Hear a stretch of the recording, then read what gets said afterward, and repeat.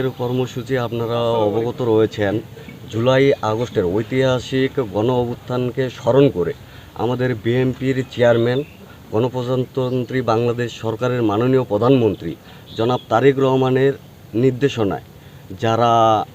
July August আন্দোলনে যারা শহীদ হয়েছেন তাদের তাদের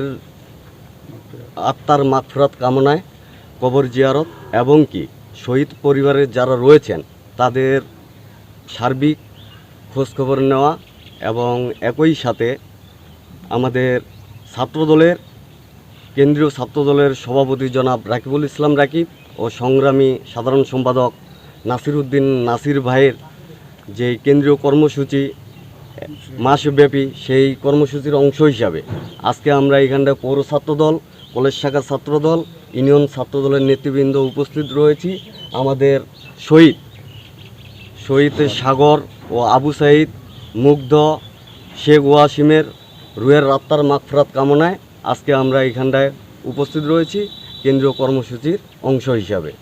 ইনশাল্লাহ আমাদের বিএনপির চেয়ারম্যান, গণপ্রজাতন্ত্রী বাংলাদেশ সরকার জনাব তারেক রহমানের দিক নির্দেশনায় যে কোনো